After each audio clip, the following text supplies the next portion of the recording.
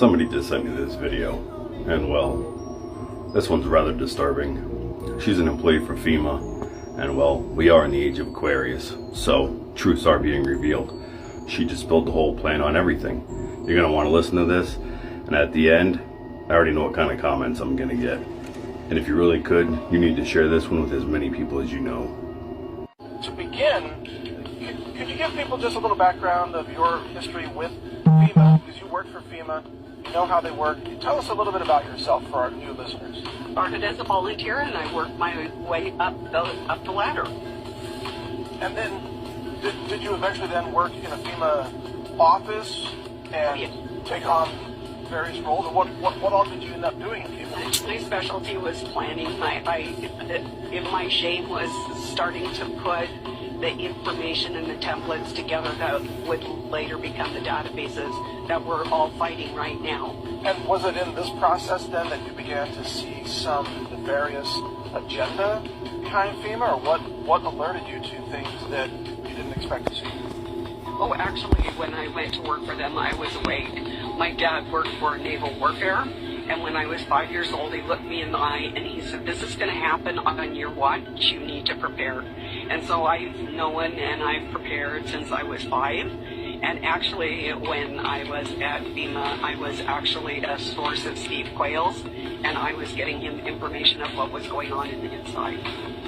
So the real agenda, if people go to the World Economic Forum, that's held in Davos, they can see this big graphic, and if you click on the COVID-19, there's like a spike. It looks like the spike coronavirus, and on each spike is a different disruption of all of society. So basically the plan was to bring the whole world to a standstill and then inject global governance under the cover of COVID-19. This plan the first time I discovered it in January was 200 layers deep. It is now 250 layers deep. And what do you think those plans entail? I mean, is this a depopulation event, or are they just trying to centralize control to keep everybody alive and productive, or are they really trying to ultimately commit genocide? So it's interesting that you ask that, because I'm taking this series of military classes, let's say, and I just did a special report today. So basically with the COVID, we saw the first round of disruption, and it will end with disabling probably 90% of the population, but the ultimate goal is depopulation. But when you say disability, you've mentioned that term twice so far. I'd like you to speak more about this disability, and it brings up the fact that we know now documented that this Wuhan coronavirus attacks neurology. And I know people personally who have lost their sense of smell permanently. Some people have lost their sense of hearing. Some people are suffering brain damage. So is part of the disability an actual kind of neurological lobotomy to where people can't even process anymore? They can't even think to resist? Is that part of it? Yeah, so it is a biological, chemical neuroweapon. And I just filmed a breaking news story giving the evidence of that with clips from the people that head that up in their own words. Is that something you're releasing as a video, or how could people see that? Yes, it will be on my Patreon site. I'm going to make it public on YouTube, and I will also be putting the transcript so that people can have that and share with their friends and their family. I would assume it will be up sometime later today. Give us a description of what this is going to look like as the food supply craters are everyday Americans. I mean, remember with the thousands of cars lining up for the food banks back in March and April? Are we going to have like massive refugees of millions of Americans streaming into the FEMA camps voluntarily to say, feed me and I'll agree to whatever? Is that what it's going to look like? I mean, you tell me. I'm not trying to put words in your mouth here. So basically, there were several objectives after Hurricane Katrina, and one of those was a bill that was spawned after Hurricane Katrina to establish public reception centers at your local Walmart or whatever large facility. It could be Costco, whatever. And it was set up in case of a nuclear event, but it could be any disaster. It could be a pathogen. It could be an earthquake. It could be a hurricane. We're already conditioned to do that.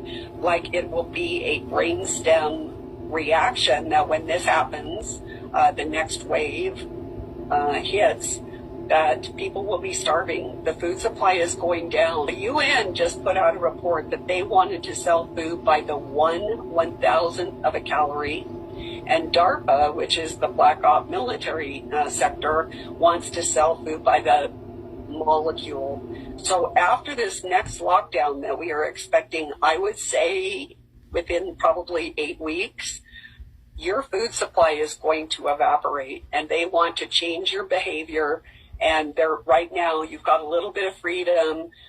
Get what food supplies you can, get what seeds you can, because what you have when you go into that lockdown is what you're going to be having unless you completely kowtow to the global agenda. And how is it, my question to you though, Celeste, is how does FEMA run that whole idea of, hey, we're here to help you. If you want food, come on in and consent to this FEMA camp. How does that exchange actually work? How do they run that on the streets? So you would go to the public reception center, then that's where you would be processed. It's going to be different than the concentration camps of World War II because we basically are in an automated technocracy. They've got synthetic beans, they have robotics. They really don't need a large population base. So one of the reasons that I left the agencies is they have this plan that if you do not believe that the government is God, then you would go to one of these processing centers briefly. If you could be re-educated, they would do that. Although there isn't much need for humans, the globalists really are free to admit that there's no room for humans anymore. It's our duty to expire so that to make the planet, to atone for our sins, basically, of what we've done to the planet. And so you will basically be killed. And there are two different humane methods of killing. And one of those is gassing, and the other method is decapitation. And they've been doing all these experiments, decapitating thousands and thousands of mice, recording their brain waves, all of that, to justify decapitation as a humane method of euthanizing people.